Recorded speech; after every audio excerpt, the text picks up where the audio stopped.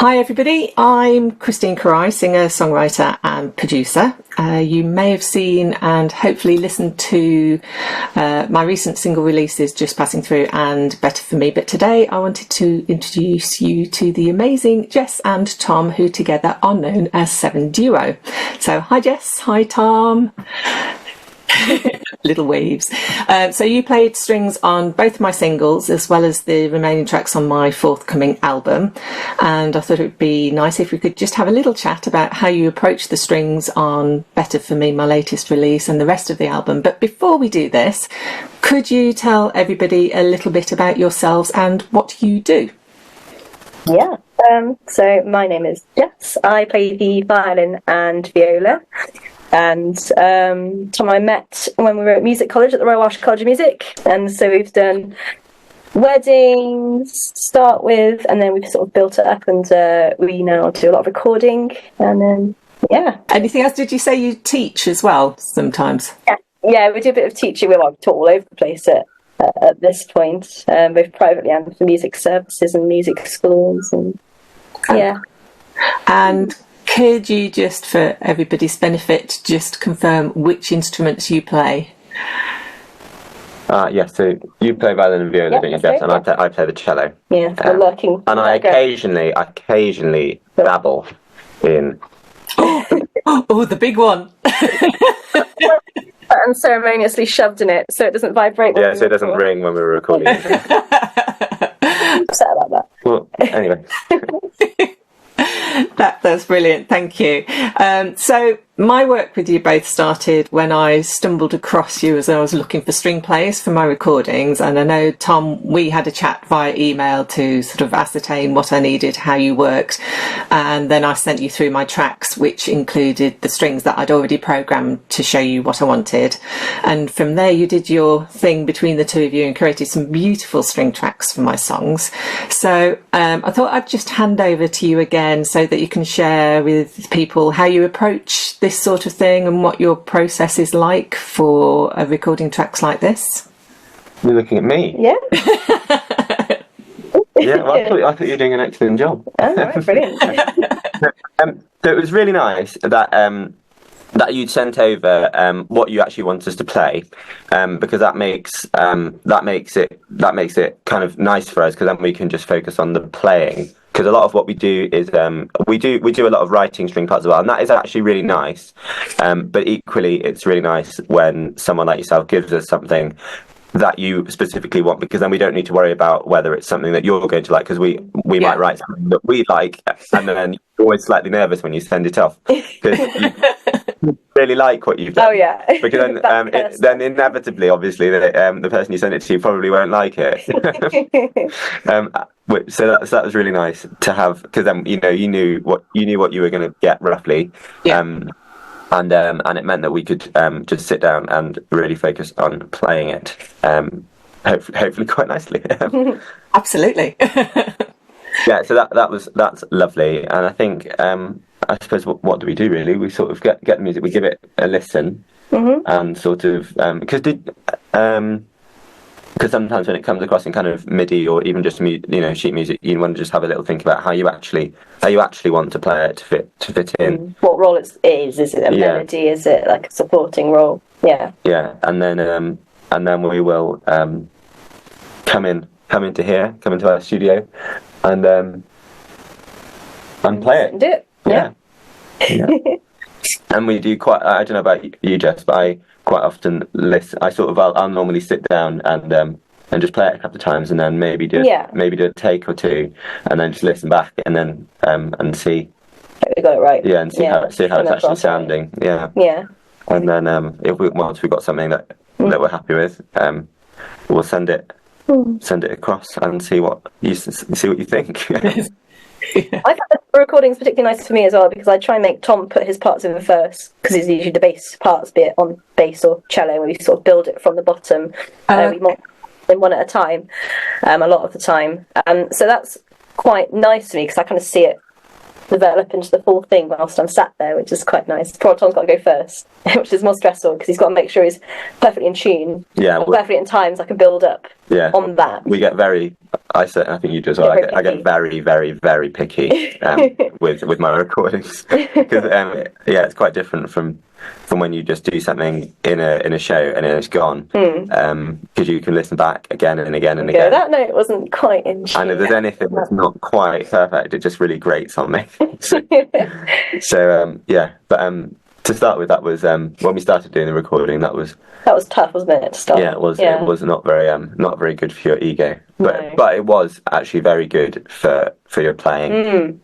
I understand that. I'm a bit of a control freak, and you want things perfect, don't you? Or at least you want to strive for perfect anyway. Well, it can always be slightly better, isn't it? So sometimes you go down a rabbit hole if you're not careful. It is difficult, isn't it? When you start recording, you know that you can just keep recording and keep recording and keep recording, and so there is that rabbit hole there that you have to think, okay, where do I stop?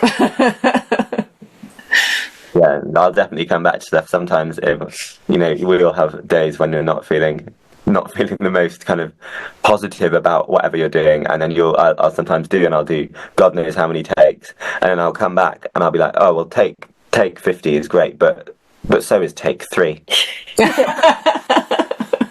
Yeah, I know that feeling. I was bumpy yesterday, and actually it was fine, and it's not any different. But anyway, I think that's pretty much what we do, isn't it?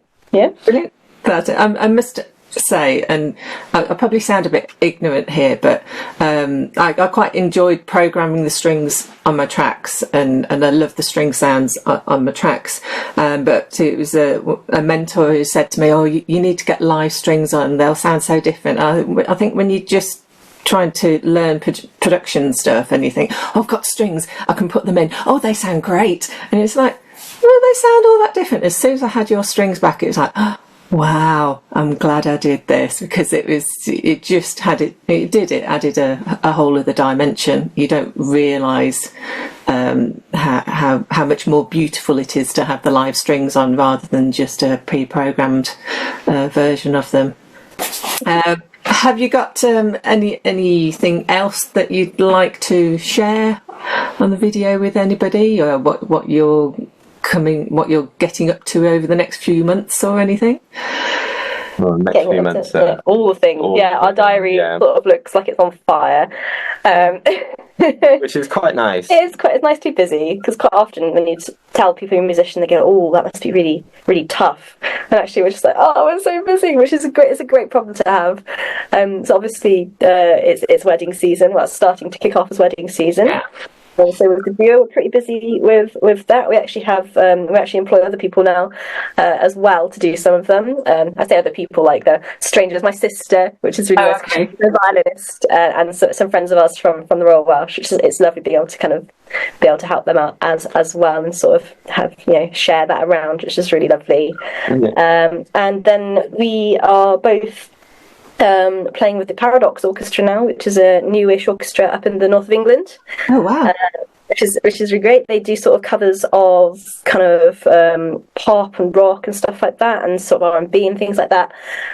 So we've just been in the middle of doing a series of Pink Floyd Doctor of the Moon concerts. Wow! So we've got a few more of them, haven't we? Then we're switching. Where are we doing them? We're doing all over the place. We're doing one in. Where are we doing them? The only one I can think of is the ones we're not doing. No, anyway. We're doing some of that. And we're doing it. Do you say the Fleetwood Mac tour as well? Fleetwood Mac tour as well, and there's some Angie's Disco stuff for the same group as well. They recently announced they're doing a partnership with the Leeds Conservatoire as well, which is lovely. So that's exciting. So lots of nice things going on there. Yeah, we're also doing a tour with Ala Jones. Oh yeah, that's in May. Yeah, and that's more in the south a bit. So I think we're in Basingstoke, Bath, Birmingham Symphony Hall, and a couple of other venues that I can't quite remember. That'll be really nice. I think that's in May, isn't it? I think so. Yeah, that's that'd be really nice. And then we're looking forward to maybe some nice releases of stuff as well. We worked with somebody earlier this year on a musical, which I think is going to be released sometime this year, and that's really exciting. And in fact, I think there's another musical where we wrote the music that's going to come out. We did that a long time ago, maybe a couple of years ago, and that's going to come out. That's what's nice about working online, actually, is we've ended up doing so many different projects, and seeing where it ends up is quite interesting, actually. I think my favourite one was we did a thing for a sort of film and TV composer, and normally they're very secretive about where these things go, so you never really know where they've ended up. When we were sat watching TV one day, and suddenly we're like, that's us, and that's something we'd done, and that was really nice. Yeah, and, that was quite funny, wasn't it? Yeah, that was really funny. And a few days ago, there was a post shared with someone else we worked with. It turns out one of our tracks ended up on the French version of New Lives in the Wild, which was really nice. It's funny. I think. Yeah. Yeah, it's quite nice. Can I just ask, do you have like 48 hours in each of your days? Is there something we're missing here? Because I'm not really sure how you fit all that in. Mid break right now on Easter, where it's quiet. If you were interviewing us in the middle of a term, we'd sort of just be like. Yeah, we do get a little bit behind on the admin side of things sometimes, don't we? Yeah, so we've just had 2 solid days of email. Oh, okay. We've got another day, and we've got another day of that today, and we also need to do some recording. It's busy, isn't it? It's busy, but it's good to be busy. It's nice. It's nice that we can get that work. That's good. That's amazing. So I'm actually making a mental note here that when I start my second album, I'm going to have to get in touch with you in plenty of time because you're so busy. Yeah. I mean, we do always. We do always try and fit stuff into it because, and because we've got the studio now. It's lovely. Beautiful.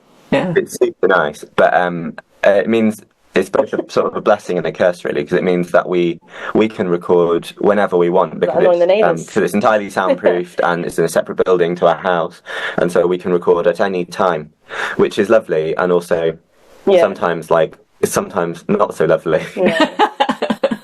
You go out at midnight in the rain wondering what you're doing with your life. Yeah. A blessing and a curse at the same time.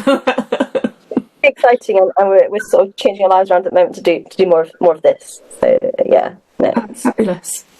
Well, thank you ever so much for sharing a bit of your time with me, because I feel quite privileged that you've shared a bit now that you've got all that stuff on. But just, I suppose, to finish off by saying, obviously, to anybody who's watching, that if you need any strings, live or recorded, for any of your projects, obviously you can contact Jess and Tom via their website, www.SevernDuo.com. And just want to say thank you very much to you both. You're amazing. You're very welcome.